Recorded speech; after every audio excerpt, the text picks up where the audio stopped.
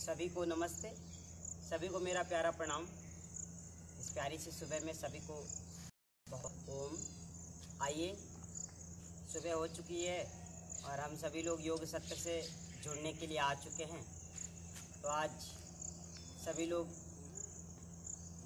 योग सत्र का हिस्सा बनने के लिए इंतज़ार कर रहे थे। तीसरा दिन आज हमारा इस शारीरिक मानसिक तनाव मुक्ति से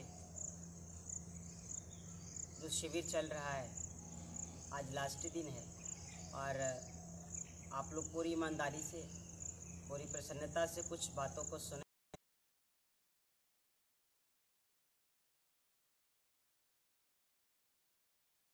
तो ध्यान देना है हमें।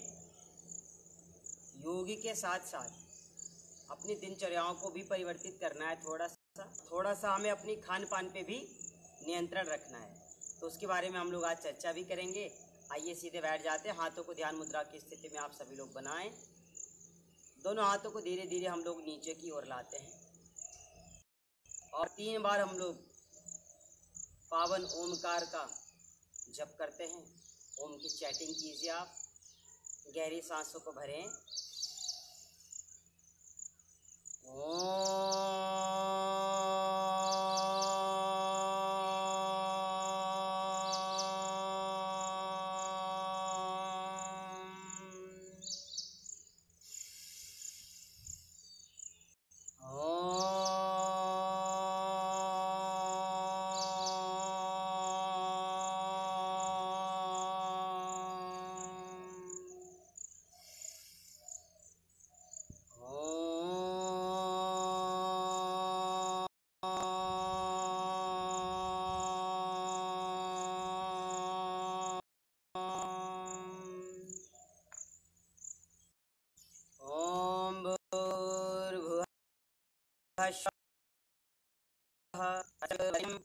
भर्गो देवस्य धीमहि धियो यो नः प्रचोदयात्।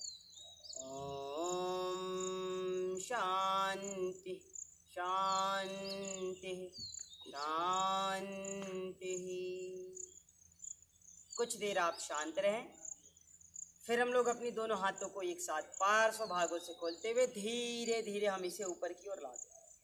प्रसन्नता के साथ आप अपनी दोनों हाथों को आपस में मिलाएं और धीरे धीरे हम इसे अपने मुखमंडल पे लगा दें। शुभ संकल्पों के साथ आप हाथों को लगाएं और फिर धीरे सहज हो जाए। तो आइए, हम लोग सत्र से जुड़ चुके हैं और इस दिव्य वातावरण एवं दिव्य मौसम में हम लोग आनंदमयी ऊर्जा के साथ इस योग सत्र का हिस्सा बन रहे हैं और योग सत्र से जुड़ रहे हैं। तो हम सभी का जो स्वस्थ भारत एवं समृद्ध भारत, योगमय भारत, प्रसन्नमय भारत का जो एक मिशन है, उस मिशन को पूरा करने के हर एक वर्ग के लोगों हमें स्वस्थ रखने के लिए, निरोग रखने के लिए हमें उन्हें योग से जोड़ना है। तो हम एक छोटा सा कार्य करेंगे कि जिन्हें मानसिक तनाव एवं शारीरिक तनाव से जो लोग परेशान हैं, उनको भी हम सूचित करेंगे और उन्हें भी इस वीडियो को शेयर करेंगे ताकि उनको भी इसका लाभ मिल सके। तो आइए, अब हम आगे की ओर चलेंगे। आज हम प्राणायाम से शुरुआत करते हैं। 7 प्रकार का ये जो व्यक्ति को प्राणायाम करना चाहिए रोज, इसे आज हम लोग पूरा करेंगे। क्योंकि प्राणायाम तो बहुत से, मगर हर व्यक्ति के जीवन में प्रतिदिन कम से कम 7 प्राणायाम का होना बहुत जरूरी है। और 7 प्राणायाम अगर आप कर रहे हैं तो आप विचार कीजिए, मन में 1 मिनट के लिए आप सोच सकते हैं कि आप कि धीरे धीरे सारी जो मन की वृत्तियां हैं, मन की जो नकारात्मकता है, मन की जो चंचलताएं हैं, वो धीरे धीरे आपके शरीर को त्याग करके चली जाएंगी। तो आपको कुछ नहीं करना है। आप बिल्कुल आराम से बैठे इस तरीके से, हाथों को ध्यान मुद्रा की स्थिति में बनाएं और आंखों को बंद करके केवल आपको गहरी सांस लेना है व छोड़ना है। लगातार हम लोग भस्त्रिका करते हैं।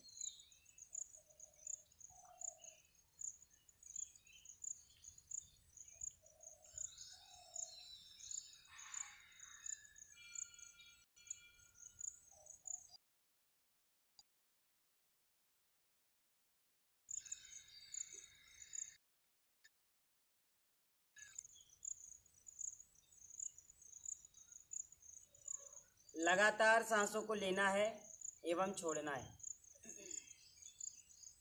आप कोशिश कीजिए 2 से 2.5 सेकंड में सांसों को भरने की।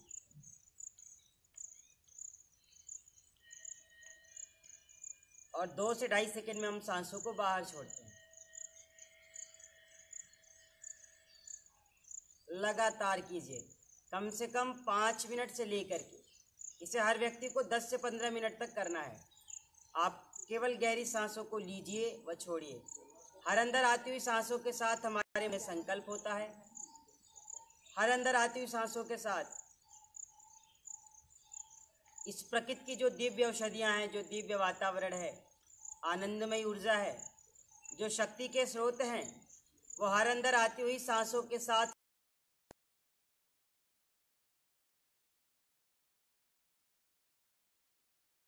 हमारे शरीर से, हमारे मन से, इस देह दिवालय रूपी शरीर में जो भी व्याधियां हैं, जो भी समस्याएं हैं, वो हर बाहर जाती हुई सांसों के साथ इस शरीर को छोड़ करके बहुत दूर जा रहे हैं।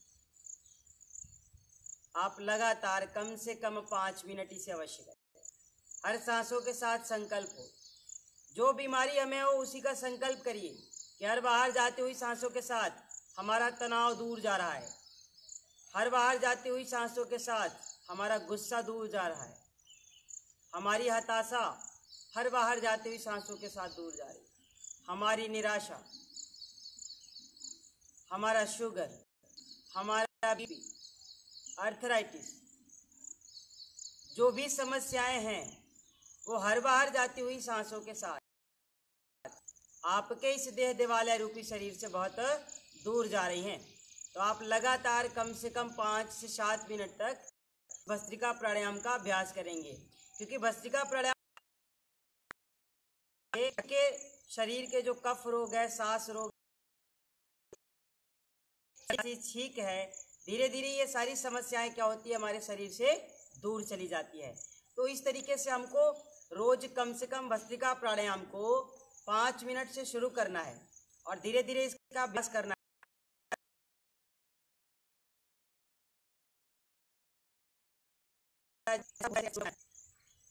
तब व्यक्ति को क्या करना है कि इन्हीं प्राणायाम को 20 मिनट से लेकर के आधा घंटा तक करना।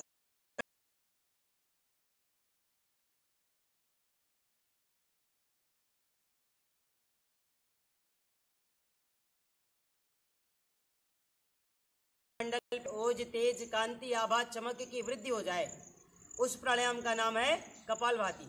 अब चमक की वृद्धि का मतलब, सुंदरता का मतलब,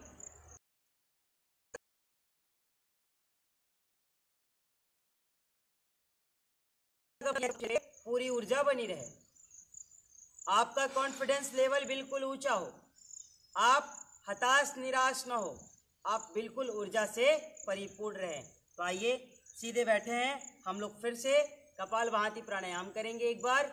और ध्यान देना है, जितनी देर हम प्राणायाम करेंगे उतना देर हमारा कमर, कंधा एवं गर्दन, इन तीनों को आपको एक सीध में रखना है। आइए सीधे बैठ जाएं।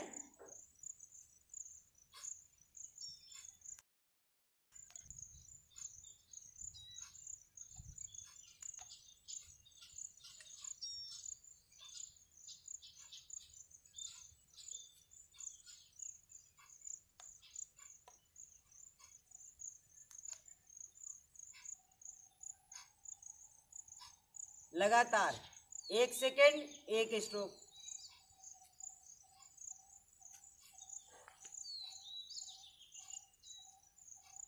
1 सेकेंड में 1 स्ट्रोक, 60 सेकेंड में 60। केवल सीधे बैठ करके मुख को बंद करके आपको सांसों को बाहर करना है। मन में पूरी प्रसन्नता बनी रहे, चेहरे पे कोई निराशा का भाव नहीं।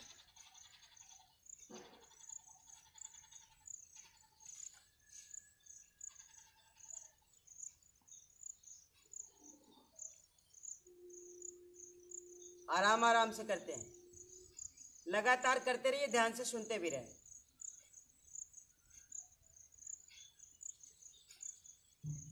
जिनको उच्च रक्तचाप की समस्या रहती हो वो लोग इसका अभ्यास बहुत ही धीरे धीरे करेंगे।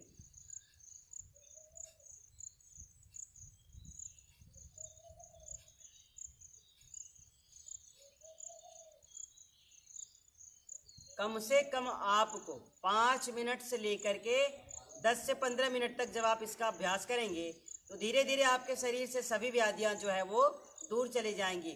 हम सभी व्याधियों को इसलिए कह रहे हैं क्योंकि कपालभाति एक ऐसा प्राणायाम है, कपालभाति यह एक ऐसी क्रिया है जिसे करने मात्र से हम सबकी शरीर के 99% व्याधियां दूर हो जाती है जो व्यक्ति इस क्रिया को करता है।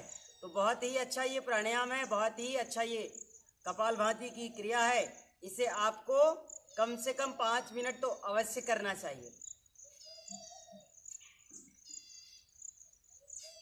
इसमें केवल एक, क्योंकि इसमें को बाहर करने की एक ही प्रक्रिया पे ध्यान देते हैं, और दूसरे प्राणायाम में हम क्या करते हैं, सांसों को लेना छोड़ना होता है।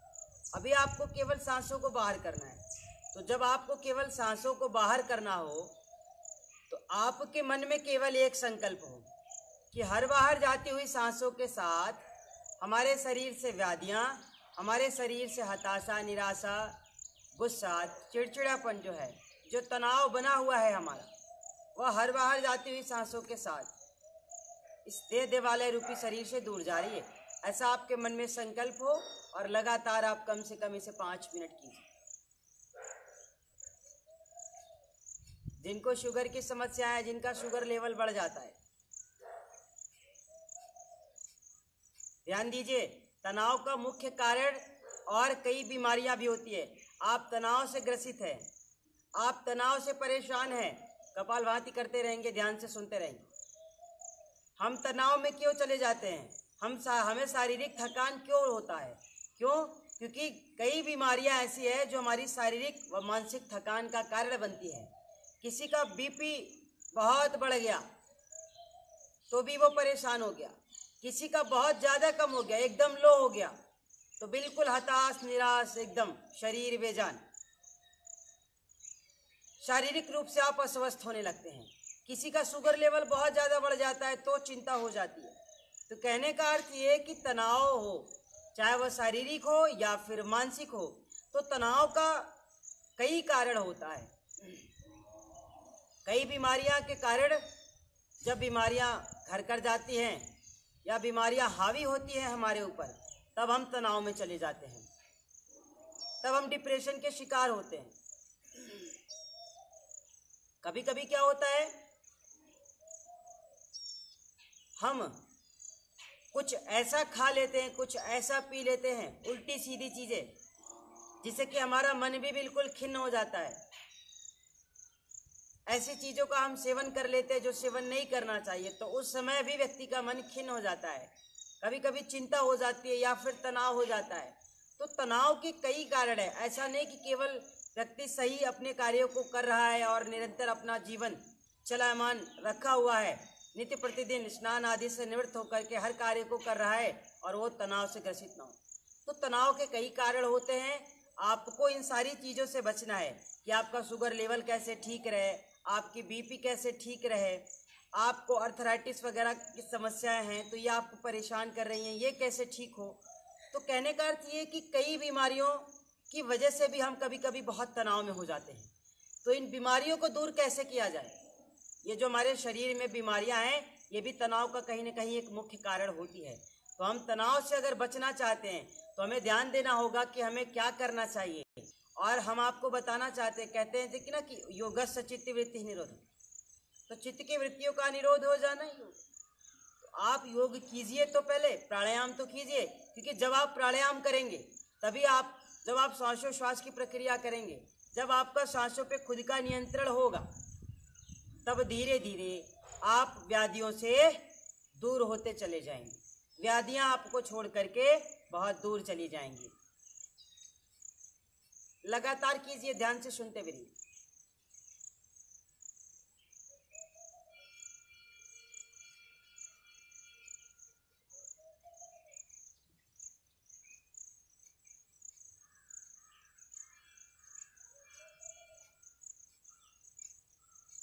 कम से कम 5 से 7 मिनट इस तरीके से आप प्राणायाम को कीजिए। अब देखिए, कपालभाति प्राणायाम जो है, कपालभाति से हमारे शरीर की 99% जो व्याधियां हैं वह दूर होती हैं।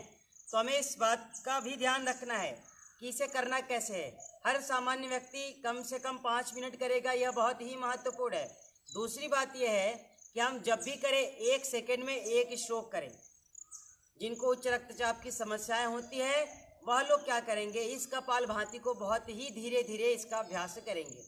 माताएं बहनें हमारी जो है मासिक धर्म के समय पीरियड टाइम में वो कपालभाति 1 सप्ताह तक नहीं करेंगी। दूसरा, ऑपरेशन के बाद या फिर ऑपरेशन हो जाए उसके आप बाद से ही कपालभाति को 4 महीने से लेकर के 6 महीने तक नहीं करेंगे। तो कुछ ऐसी स्थितियां हैं जिसमें कपालभाति नहीं की जाती है, बाकी सभी स्थितियों में आपको कपालभाति करना है। एवं कपालभाति करते करते आपको मानसिक रूप से भी स्वस्थ होना है व शारीरिक रूप से भी स्वस्थ होना है, क्योंकि यही प्राणायाम ऐसा है जो आपके शरीर के 99% व्याधियों को दूर करता है, वह चाहे शारीरिक रूप से आप अस्वस्थ हो या फिर मानसिक रूप से अस्वस्थ हो। किसी भी रूप से आप अगर अस्वस्थ हैं तो आप कपालभाति को कीजिए। 5 मिनट से शुरू करके 10-10, 15-15 मिनट, 20-20 मिनट, और कुछ लोग तो होते हैं जिनकी साधना अच्छी होती है वो इसे आधा घंटा तक भी करते हैं। तो आप भी इसी तरीके से इसका अभ्यास कीजिए और अपनी मन पे खुद का नियंत्रण कीजिए, चिंता से मुक्त होइए, तनाव से मुक्त होइए। तो इसलिए यह प्राणायाम आपके लिए बहुत ही ज़्यादा जरूरी है। आइए अगला प्राणायाम जो है, जो आगे का प्राणायाम है जिसे कहते हैं बाह्य प्राणायाम। तो बाह्य प्राणायाम क्या होता है? बाह्य प्राणायाम को त्रिबंध प्राणायाम भी कहा जाता है। अब देखिए, त्रिबंध प्राणायाम जो है या त्रिबंध की जो क्रिया है इसमें 3 बंध लगाने होते हैं, मूल बंध, उडियान बंध एवं जालंधर बंध। तो 3 तरीके के आपको बंध लगाने हैं। अब आइए हम लोग आगे की ओर चलते हैं। आप इसका अभ्यास कीजिए एवं देखिए, क्योंकि बाह्य प्राणायाम ही एक ऐसी प्राणायाम है, या फिर ये आप अगर करना शुरू कर दिए तो ध्यान दीजिए, चाहे वह युवा हो या फिर किशोर हो और आज की जनरेशन के हमारे बच्चे या फिर भाई बहन जो भी लोग हैं, तो उन्हें क्या करना चाहिए कि ये बाह्य प्राणायाम तो जरूर करना चाहिए। क्योंकि हम अगर चाहते कि सच में हम स्वस्थ रहें या हमारा शारीरिक स्वास्थ्य व मानसिक स्वास्थ्य अच्छा रहे, तो इसके लिए हमें क्या करना पड़ेगा, खुद की मन पे, खुद की जिह्वा पे, खुद की वाणी पे भी नियंत्रण करना होगा। तो ये हमारे लिए बहुत ज़्यादा जरूरी है। आइए अब हम लोग आराम से बैठ जाते हैं। तो बाह्य प्राणायाम की जो क्रिया इसको आपको करनी है। बाह्य प्राणायाम बहुत ही आसान है, कुछ नहीं करना है, आप आराम से बैठ जाइए। देखिए इस तरीके से हम बैठ गए आराम से। अब आपको बाह्य प्राणायाम करना है। हम क्या किए, बैठ गए। 3 बंद इसमें लगाने हैं, मूल बंद, उडियान बंद एवं जालंधर बंद। तो 3 बंदों को लगाना है। 3 बंदों को लगाने के बाद आप थोड़ा देर कुंभ कीजिए, और 3 बंद जो लगाने की प्रक्रिया है, जिनका अभ्यास न हो वो धीरे धीरे इसका अभ्यास करेंगे, और धीरे धीरे अभ्यास जब करेंगे तो उनका यह बाह्य प्राणायाम जो है वो पूरा होने लगेगा। यह बहुत ही सरल है और बहुत ही आसान है, कुछ नहीं करना है। हम लोग आराम से बैठ गए हैं, इस तरीके से आप बैठ रहे हैं और गहरी सांसों को भरें। याद रखिए, माताओं के लिए, बहनों के लिए ये सबसे अच्छा प्राणायाम है। यह एक संजीवनी बूटी है माताओं बहनों के लिए। चाहे वो पीरियड संबंधी समस्याओं से परेशान हो, उनका मासिक धर्म ठीक नहीं है, असमय हो गया है, ब्लडिंग वगैरह ज़्यादा होती है, पेन वगैरह ज़्यादा रहता है, तो इस स्थिति में क्या करना है, उनको केवल व केवल ये बाह्य प्राणायाम करना शुरू कर दे। उन्हें कभी भी अशोका रिस्ट लेने की ज़रूरत नहीं पड़ेगी, उन्हें कभी भी रजा प्रवर्तनी खाने की ज़रूरत नहीं पड़ेगी। तो आइए आप लोग बिल्कुल सीधे बैठ जाएं, आराम से। गहरी सांसों को भरना है। सांस जैसे हम भरेंगे, फिर आपको सांसों को बाहर करते हुए मूल बंद को लगाना है।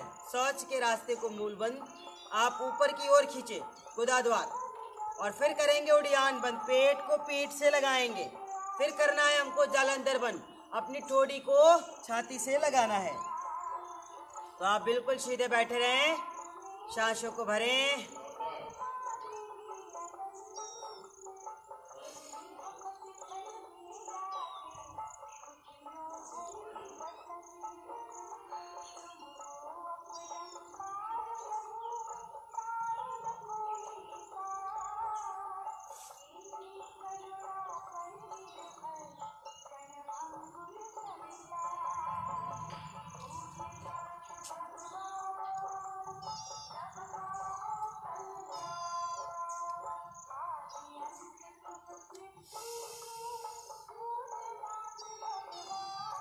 इस तरीके से आपको रोज कम से कम 3 से 5 बार इसका अभ्यास करना है कि जब आप 3 से 5 बार अभ्यास करते हैं तो फिर जाकर के आपको धीरे धीरे लाभ होना शुरू होता है।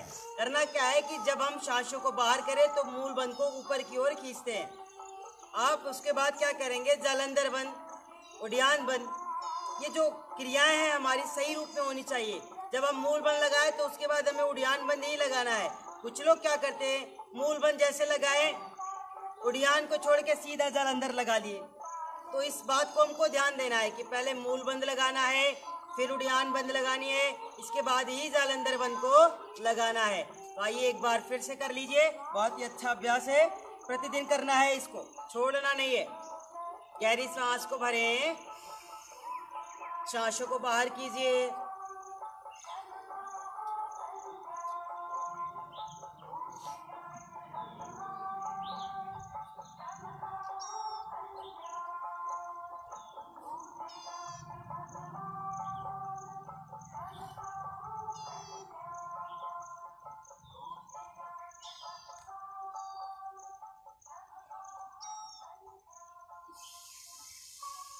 कम से कम 3 बार आप इसका अभ्यास कीजिए।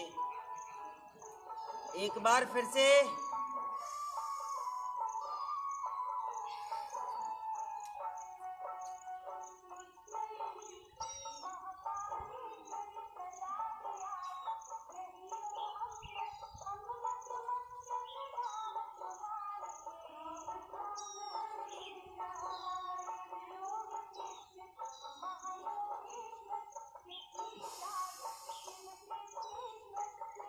इस तरीके से आप लोग प्रतिदिन कम से कम 3 बार तो अवश्य करना है। हो सके तो 5 से 7 बार भी आप इसका अभ्यास कीजिए। शुरू में क्या होगा, शुरू में आपको अभ्यास करने में थोड़ी सी कठिनाई महसूस होगी। हो सकता है कि आपका पेट अंदर न जाए। तो ध्यान दीजिए, जैसे पेट अगर अंदर नहीं जाता है तो आपको उस स्थिति में घबराने की जरूरत नहीं है, क्योंकि धीरे धीरे जब आप इसका अभ्यास करेंगे तब जाकर के आपका जो बाह्य प्राणायाम है यह होगा। और अगर शुरू में आपका बाह्य प्राणायाम 1 इंच से 2 इंच, आधी भी इंच अगर पेट आपका अंदर जा रहा है तो आपको नहीं घबराना है। आप क्या करेंगे, केवल आराम से धीरे धीरे निरंतरता के साथ उसका अभ्यास करेंगे और 10 दिन, 1 सप्ताह, 15 दिनों के अंदर आपका बाह्य प्राणायाम भी बहुत अच्छे तरीके से होने लगेगा। यह करना इसलिए जरूरी है, मैं आपको बताना चाहता हूँ, क्योंकि कुछ लोग हैं जब हम बाह्य प्राणायाम करते हैं तो क्या होता है, बाह्य प्राणायाम को करने से हमारा मन जो होता है वह नाभि के अंदर से नीचे नहीं जाता है। क्योंकि जैसे आप देखिए यह एक माला है, इस माला में नीचे एक गुरुमुख लगा हुआ है, मगर ये जब नाभि चक्र के नीचे गुरुमुख हमारा जाता है, इसके नीचे जाएगा तो ये माला जो होती है वो अशुद्ध मानी जाती है। इसलिए इसको हम ऊपर की ओर ही रखते हैं। जब भी होता है नाभि चक्र के ऊपर होता है, तब यह शुद्ध नहीं मानी जाती। अब बात आती है कि बाह्य प्राणायाम से इसका क्या तात्पर्य है। तो जब हम बाह्य प्राणायाम करते हैं तो जो हमारा मन होता है वह क्या होता है कि नाभि केंद्र से नीचे नहीं जाता है। और व्यक्ति का मन जब नाभि केंद्र से नीचे जाता है तो उसके मन में अनाचार, दुराचार, व्याभिचार, खुराफा, शैतानी हरकत, मतलब कहने का ये है कि जब मन नाभि केंद्र से नीचे जाता है तभी हमारे शरीर में तमाम तरह की विकृतियां, मन में तमाम तरह की विकृतियां, नकारात्मकता और रोग धीरे धीरे आने लगते हैं। इसलिए हम प्रतिदिन कम से कम 5 बार से लेकर के 7 बार तक इसका अभ्यास करेंगे। और जो लोग पहली बार कर रहे हैं, जो लोग शुरू कर रहे हैं, वो इसे कम से कम 3 बार तो अवश्य कीजिए, क्योंकि 3 बार तो बहुत जरूरी है। तो ये रहा हमारा तीसरा प्राणायाम, जिसका नाम है बाह्य प्राणायाम। अगला जो प्राणायाम है, अगला प्राणायाम का आपका जो नाम है वह है उज्जाई।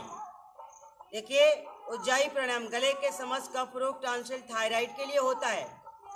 अब सोचिए, तनाव की जो शिविर ये चल रहा है, हमने कहा है कि तनाव का कारण भी कई बीमारियां होती है। किसी को टॉन्सिल की समस्याएं हैं, किसी को कफ रोग है।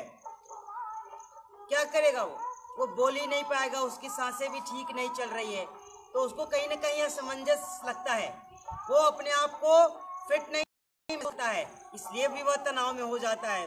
उसका टांसिल बढ़ा हुआ है इसलिए वो परेशान है, उसको खांसी आ रही है इसलिए वो परेशान है।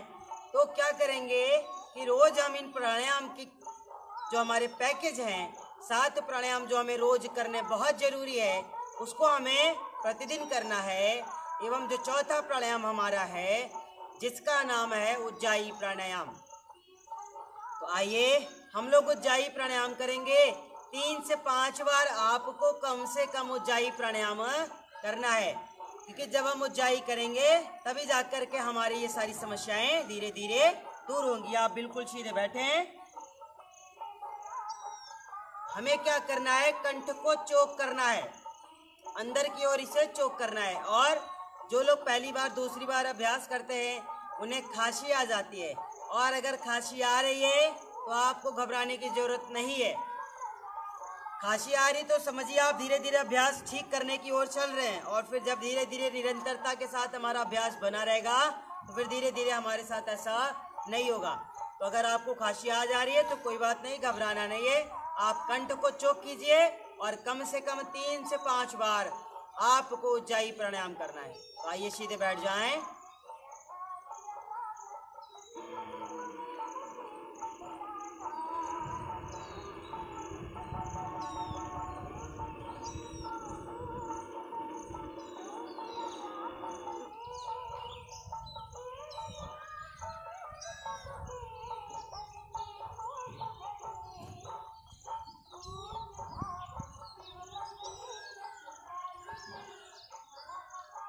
इस तरीके से आपको करना है। कंठ को चोक कीजिए, जितना आप कंठ को खींच सके खींचिए, लास्ट स्थिति तक जाइए, फिर धीरे धीरे रुकिए, अपनी ठोड़ी को नीचे लगाइए, छाती से लगाने के बाद कुछ देर आप रुकें, फिर धीरे धीरे गर्दन को सीधी कीजिए, दाई नासिका को बंद करके बाई नासिका से सांसों को बाहर कीजिए। ये तो एक बार हुआ अभ्यास। अब आपको 2 से 3 बार करना है। देखिए हो सकता है आपको खांसी आ जाए, और हम भी कोशिश करेंगे आपकी तरह करने की। आप पहले सीखिए इस तरीके से, थोड़ा थोड़ा, फिर थोड़ा और बढ़ाइए।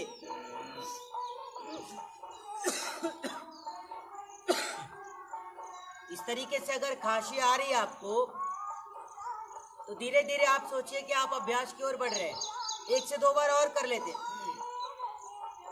शुरू में जो लोग करेंगे उनको खांसी आएगी, और जब निरंतरता के साथ अभ्यास करेंगे तो फिर खांसी नहीं आएगी, जिस तरीके से हमने पहली बार आपको करके बताया है।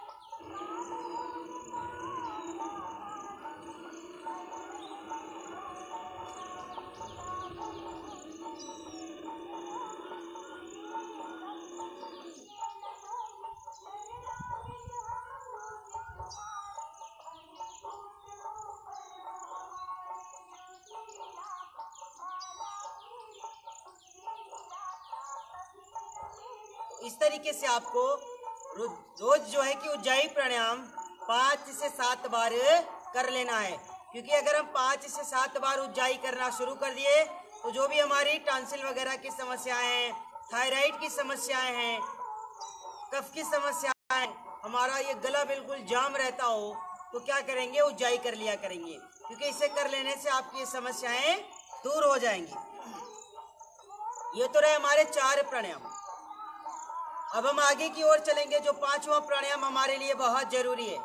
देखिए, हमें स्वस्थ रहना है शारीरिक व मानसिक रूप से, तो हमें इन 7 प्राणायाम का अभ्यास प्रतिदिन करना है, छोड़ना नहीं है। तो आइए, आज बहुत ही अच्छा समय है कि आज हम एक साथ 7 प्राणायाम आपके साथ करेंगे, तो आप भी इसका अभ्यास कीजिए एवं इससे होने वाले लाभ को लीजिए तथा अपने शरीर की व्याधियां व विकृतियों को दूर कीजिए। आइए सीधे बैठ जाएं आप। अब हमें करना है नाड़ी शोधन। तो जो नाड़ी शोधन प्राणायाम होता है, जो अनुलोम विलोम जिसे कहा जाता है, नाड़ी शोधन प्राणायाम को ही अनुलोम विलोम प्राणायाम कहा जाता है। और अनुलोम विलोम प्राणायाम जो है, इस प्राणायाम को करने मात्र से व्यक्ति के शरीर के 72,72,10,202 से 210 उपनाड़ियां परिशुद्ध होती है। अब बात आती है 202 से 210। तो मैं आपको फिर बताना चाहता हूँ, लोग 201 कहते हैं, किताबों में 202 दिया हुआ है, किन्हीं किन्हीं किताबों में 210 दिया हुआ है। आप इन सारी चीज़ों को एक जगह कर करके छोड़ करके केवल आप इसके अभ्यास पे ध्यान दीजिए कि आपको नाड़ी शोधन प्राणायाम कम से कम 5 मिनट से ले करके 10 से 15 मिनट तक रोज आपको इसका अभ्यास करना है। आइए आप बिल्कुल सीधे बैठे रहें, हमें कुछ नहीं करना है, आराम से बैठे और ध्यान दीजिए 5 मिनट तो अवश्य ही करना है। हम लोग दाहिने हाथ को ऊपर लाते हैं, तर्जनी अंगुली को अंगुष्ठी की मूल में लगाएं, शेष अंगुलियां एक साथ दाई नासिका के पास ले आएं, दाई नासिका के छिद्रों को अंगुष्ठ भाग से बंद कीजिए। अब आप बाई नासिका से श्वासों को भरें,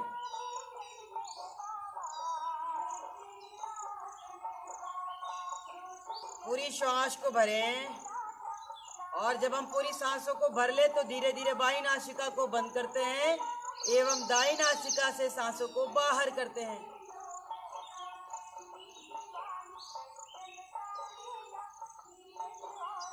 बाई नासिका से सांसों को बाहर करने के बाद सांसों को भरिए, बाएं से दाएं से बाहर कीजिए। शुरुआत बाईं ओर से, बाएं से लिया, दाएं से बाहर किया और जिधर से बाहर कीजिए फिर उधर से ही लेना है। अब आप दाईं ओर से लीजिए,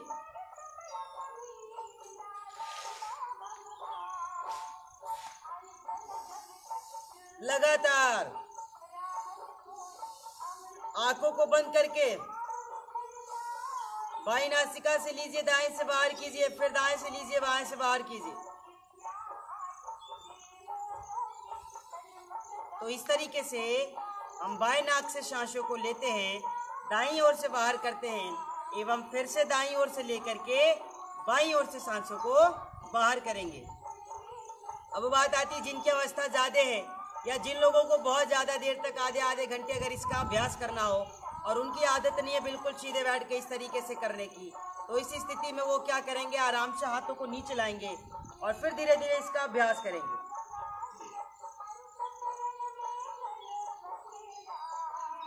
लगातार कीजिए अनुलोम विलोम प्राणायाम। अनुलोम विलोम प्राणायाम करके आप अपनी शरीर की 72 करोड़ 72 लाख 10,202 उपनाड़ियों को परिशुद्ध कर सकते हैं।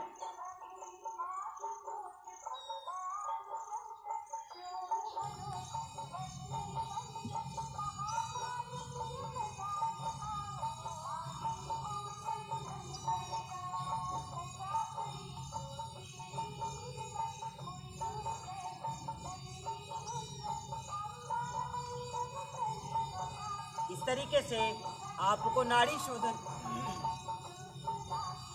आलंबन भी ले सकते हैं। जिनकी अवस्था ज़्यादा है, जो लोग बहुत एजेड हैं, वो लोग क्या करेंगे, अगर उनको आधा आधा घंटा करना है, 20-20 मिनट तक करना है, वो बुजुर्ग हैं और हाथ ऐसे भी दर्द करने लगे तो वो लोग कुछ नहीं करेंगे, हाथों से आलंबन भी ले लेंगे। इस तरीके से आप इस तरीके से भी कर सकते हैं जिनकी एज ज़्यादा है।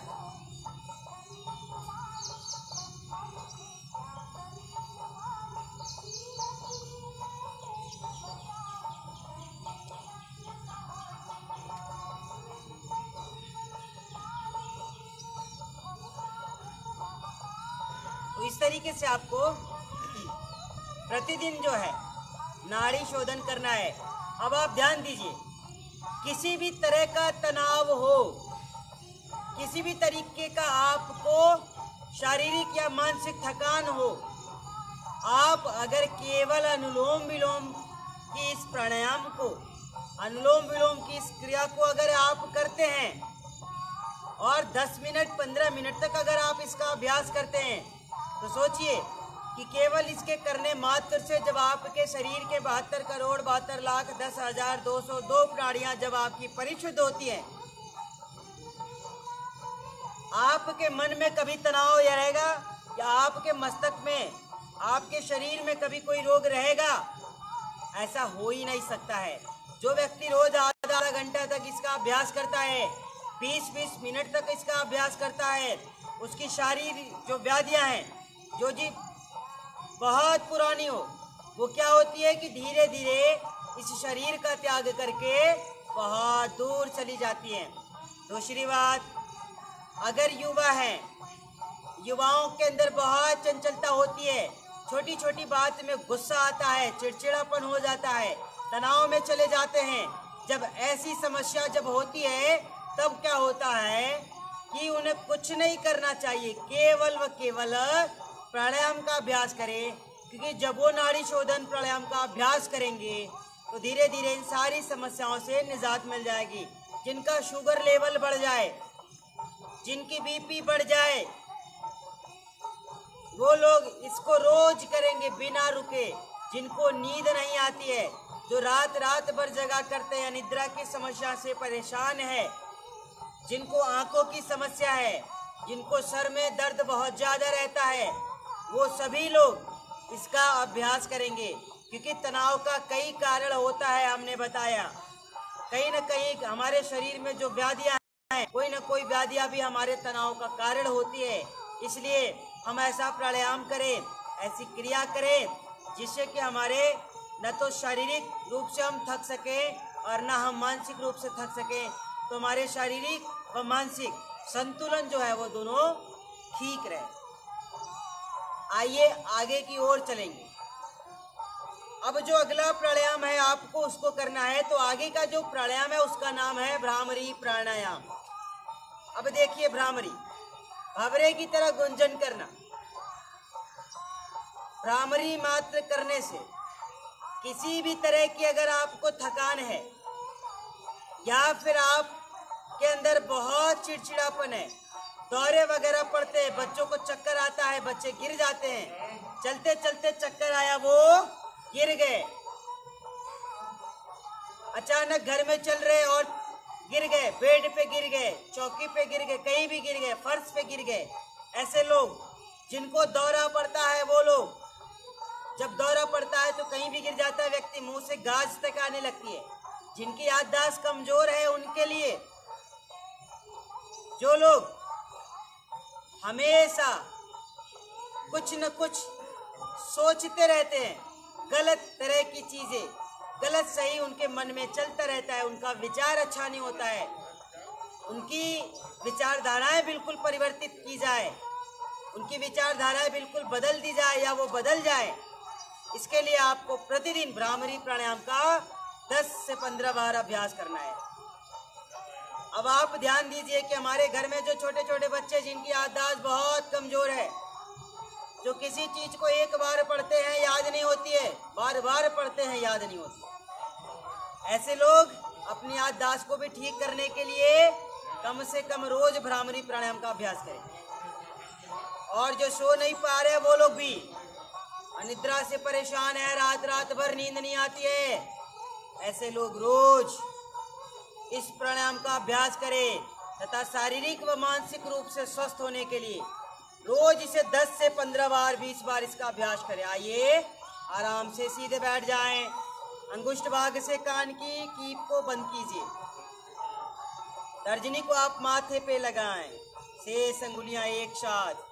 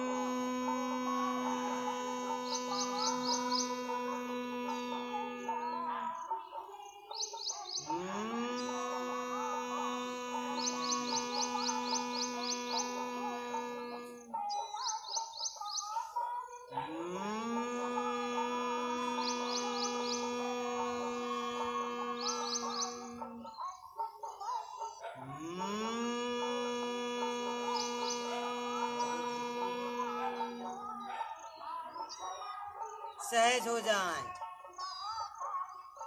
कुछ देर आप बिल्कुल शांत रहें। फिर धीरे धीरे हम लोग दोनों हाथों को पार्श्व भागों से खोलते हैं, एक साथ हम इसे ऊपर की ओर लाते हैं। धीरे धीरे आप हाथों को मिलाएं। इस तरीके से हम लगाते हैं। देखिए हमारा 6 नंबर का प्राणायाम रहा और हमने बताया है कि हर व्यक्ति को प्रतिदिन कम से कम रोज की दिनचर्या में जो महत्वपूर्ण है वो 7 प्राणायाम अवश्य करने चाहिए। अगला जो प्राणायाम है उसका नाम है उद्गीत प्राणायाम। देखिए उद्गीत ओमकार की चैटिंग हम लोग करते हैं, ओमकार का जब हम लोग शुरू में करते हैं तो आइए हम लोग 3 बार कम से कम उद्गीत प्राणायाम को करेंगे। उद्गीत प्राणायाम हम सभी के लिए बहुत जरूरी है। बिल्कुल आप सीधे बैठ जाएं। 3 से 5 बार गहरी सांस को भरना है और उसी के साथ ही आपको ओमकार करना है। जितनी बार ओमकार करेंगे उतनी बार आपको सांसें भरनी पड़ेंगी। अब बात आती है कि एक बार जब हम ओमकार करते हैं तो एक बार ओमकार करने के बाद आप कुछ देर बिल्कुल शांत रहेंगे और देखेंगे धीरे धीरे जब आप इस तरीके से अभ्यास करेंगे तो आपका मन जो है वो बिल्कुल शांत हो जाएगा। आप धीरे धीरे अपनी अंतःकरण की गहराइयों में उतरने लगेंगे। आप बिल्कुल शांतित अवस्था में पहुंचने लगेंगे। इसलिए आप क्या करेंगे कि सीधे बैठ करके कम से कम 5 प्राणायाम का आप अभ्यास करेंगे।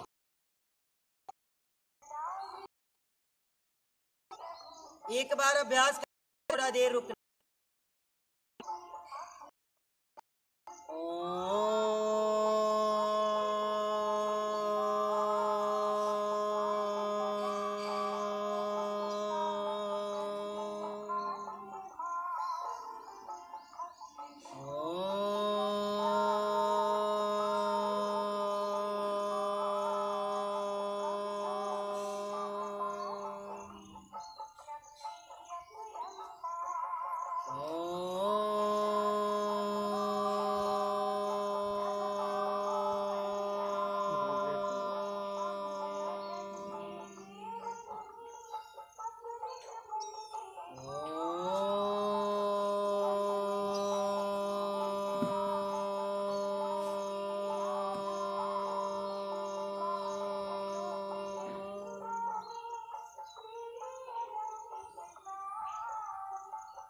थोड़ा देर रुकें, एक बार फिर से गहरी सांस भरें।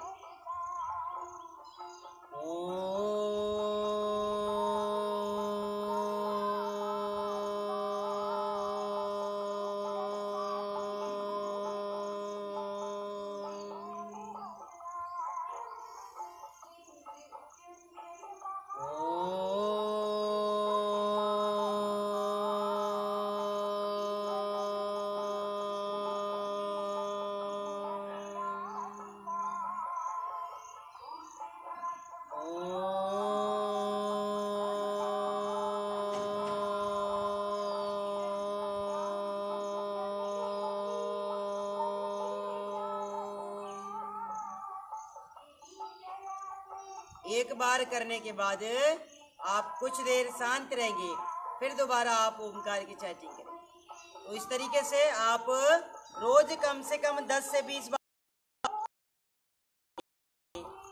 जो कि आपके लिए बहुत ज्यादा जरूरी है।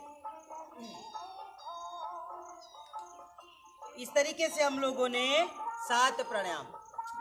अब आप ध्यान दीजिए कि शरीर को पूरी तरीके से हम शारीरिक स्वास्थ्य कैसे लें, मानसिक रूप से कैसे स्वस्थ रहें। इसके लिए आपको प्रतिदिन इन 7 प्राणायामों का अभ्यास करना पड़ेगा। और अगर आप प्रतिदिन इतना करना शुरू कर दीजिए,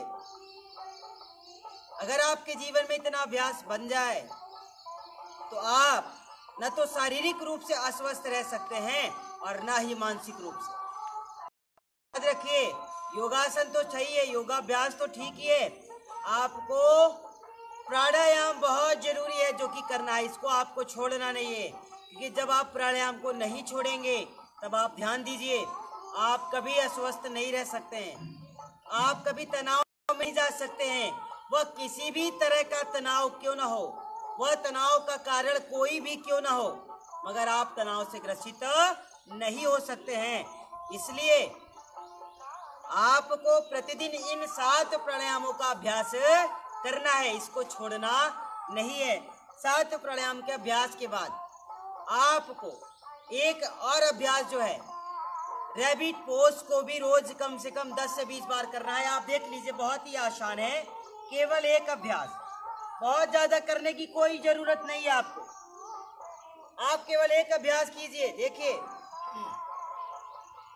आप वज्रासना की स्थिति बना के बैठ जाएं। धीरे धीरे सांस भरते हुए हाथों को पीछे ले जाएं।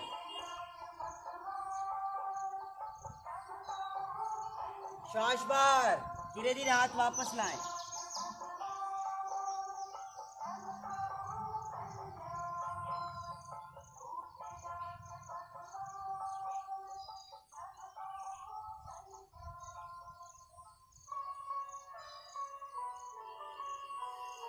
कम से कम 3 से 5 बार।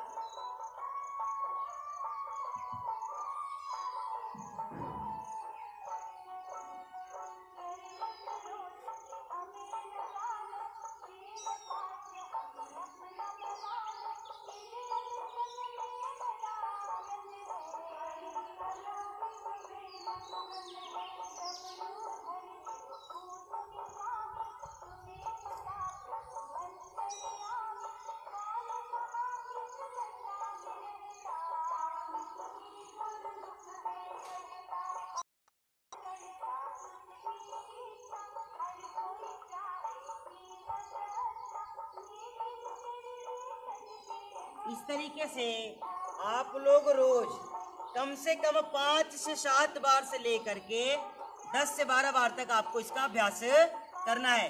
अब ध्यान दीजिए, आपको कुछ भी नहीं करना है, आपको बहुत कठिन आसन नहीं करना है, कठिन योगाभ्यास को नहीं करना है, परेशान।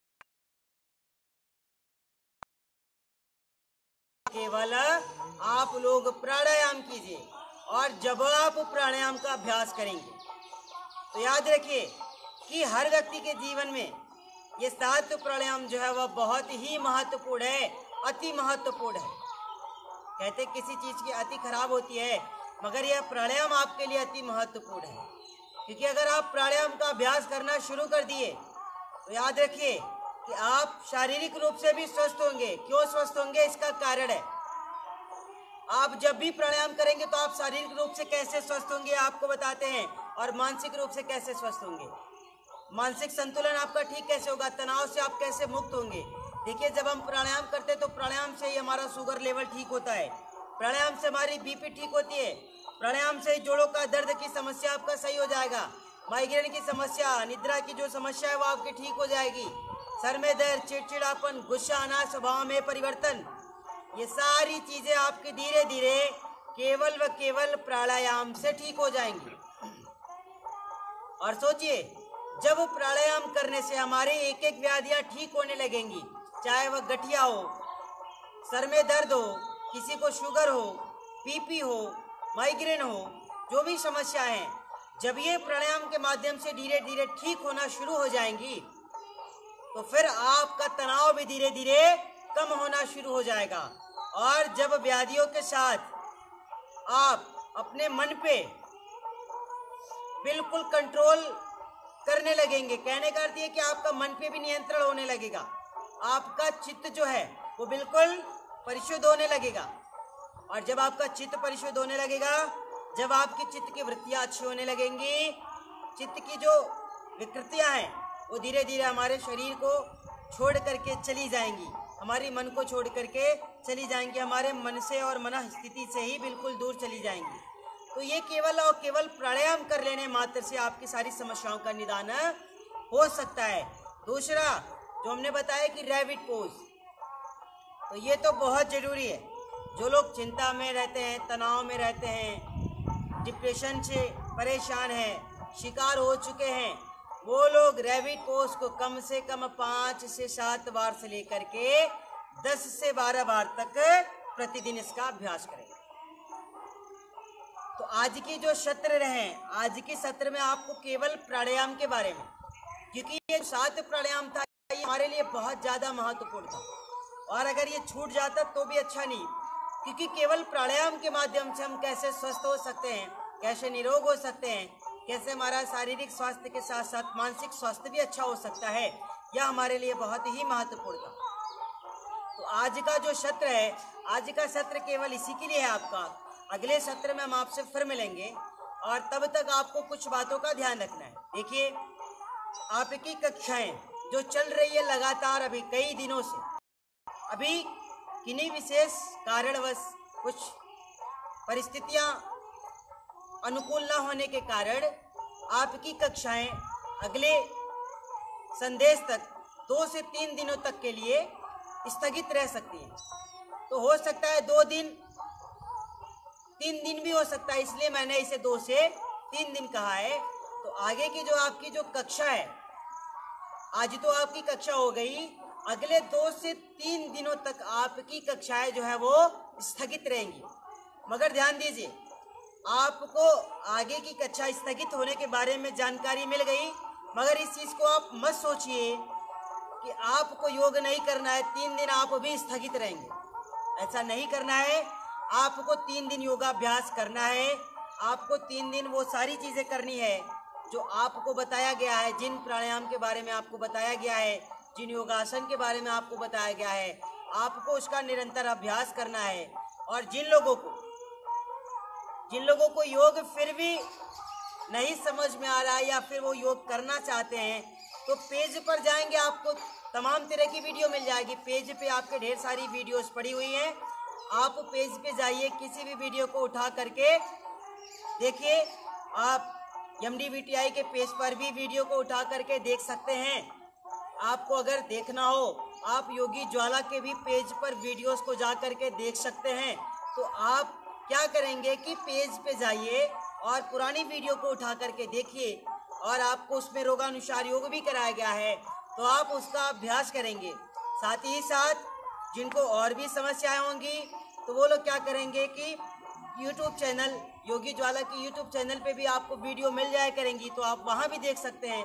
तो कहने का अर्थ है कि पेज पे और चैनल पे आपको कहीं भी मिल सकती है आपको योगी की सामग्री, जिससे कि आप 2 से 3 दिनों तक घरों में बैठ करके योग करेंगे। और अगली जब सूचना होगी वो आपको पेज के माध्यम से दे दी जाएगी कि आपकी कक्षाएं फिर शुरू हो रही है, और कौन से रोगी के लिए कौन से विशेष पैकेज के लिए आपका अभ्यास कराया जाएगा, कौन सी व्याधियों से मुक्ति हो, कौन सी व्याधियों से हम निवृत्त हों, ऐसा कौन सा पैकेज है जो आगे शुरू होने वाला है, तो इसकी भी जानकारी आपको पेज के माध्यम से दे दी जाएगी। तो आज का जो सत्र है आपका यहीं पे पूर्ण होता है। आप लोग स्वस्थ भारत एवं समृद्ध भारत के इस मिशन को, इस योजना को जन जन तक पहुंचाने के लिए वीडियो को ज़्यादा से ज़्यादा शेयर कीजिए एवं लाइक कीजिए। और जो भी आपको समस्याएं हैं आप अपनी कमेंट बॉक्स में छोड़ सकते हैं। तब तक 2 से 3 दिनों तक आप बिल्कुल स्वस्थ रहें, प्रसन्न रहें व पुरुषार्थ करते हुए अपनी नित्य दिनचर्या को बनाए रखते हुए जीवन को पूर्ण रूप से ईमानदारी से जिए। यही मेरी आपसे प्रार्थना है और यही मेरी ईश्वर से भी प्रार्थना है कि आप बिल्कुल स्वस्थ व प्रसन्न रहें। तो आज की सत्र के लिए इतना ही। अगले सत्र में हम आपसे फिर मिलेंगे। तब तक के लिए आप सभी को ओम जय श्री कृष्ण।